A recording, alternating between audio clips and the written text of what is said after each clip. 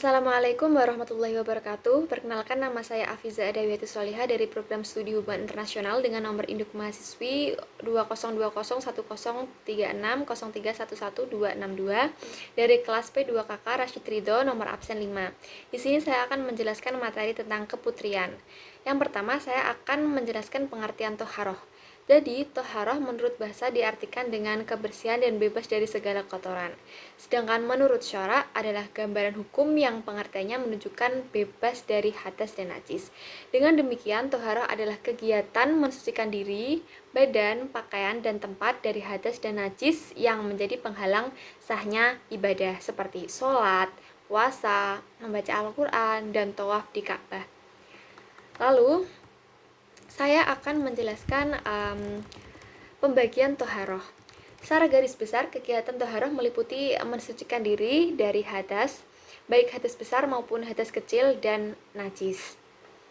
Kegiatan mensucikan diri dari hadas kecil dengan cara berwudu, sedangkan kegiatan mensucikan diri dari hadas besar dengan cara mandi wajib. Nah, apabila kedua cara untuk mensucikan tidak mendapatkan air, maka yang bersangkutan bisa menggunakan debu atau biasa disebut dengan istilah tayamum. Nah, sedangkan kegiatan mensucikan diri untuk menghilangkan najis dengan menggunakan air, maksudnya adalah air yang suci mensucikan atau disebut dengan air mutlak. Lalu, saya akan menjelaskan hadas dan najis.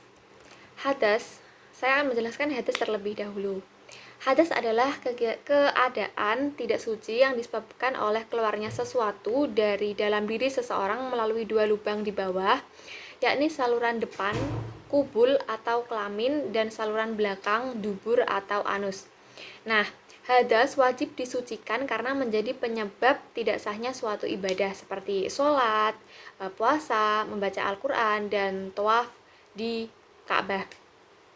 Nah, sedangkan najis adalah sesuatu yang kotor secara syar'i menyebabkan tidak sahnya menjalankan sholat dan tawaf di Ka'bah.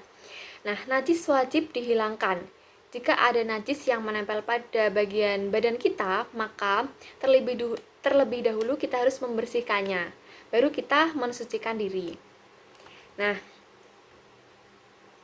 dengan mensucikan diri dari najis tersebut, kita mensucikan diri dengan cara berwudu.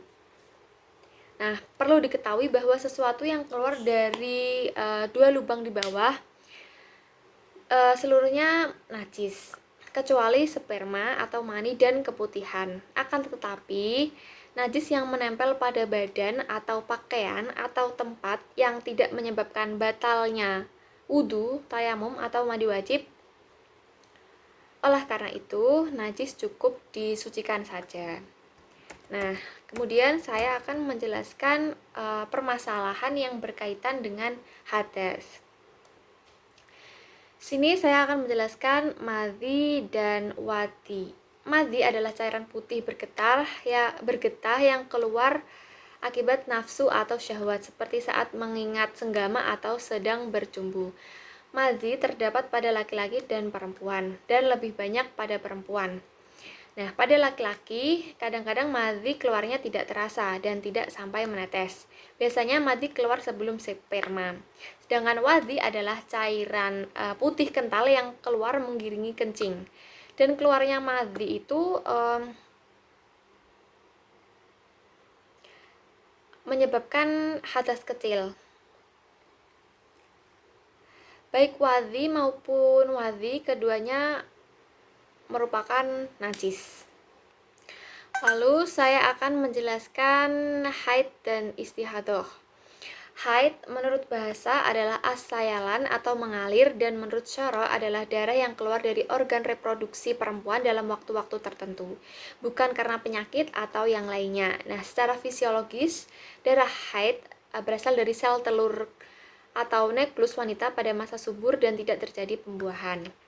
Nah, biasanya haid itu pada umumnya terjadi 7 hari dan minimal itu sehari semalam dan maksimal 15 hari, dan siklusnya biasanya terjadi 28 hari sekali.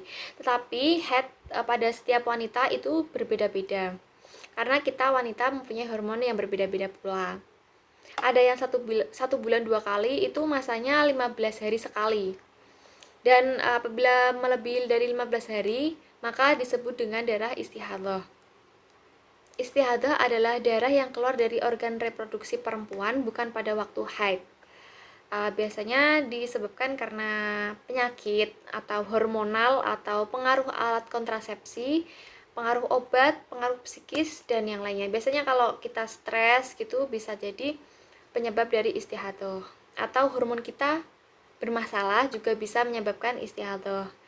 Nah, berbeda dengan darah haid, darah istihadah adalah darah yang keluarnya tidak normal. Oleh karena itu, ketentuan istihadah berbeda dengan haid. Kita mengeluarkan darah istihadah, tetapi kita dianjurkan dan diperbolehkan untuk sholat karena kita bukan haid. Nah, untuk membedakan kasus haid dan istihadah, maka wanita harus mengetahui secara persis kebiasaan masa dan lama haid setiap bulannya. Nah, oleh karena itu biasanya kita dianjurkan mencatat awal kita haid dan masa berakhirnya haid agar kita mengetahui apakah itu darah haid atau darah istihadah.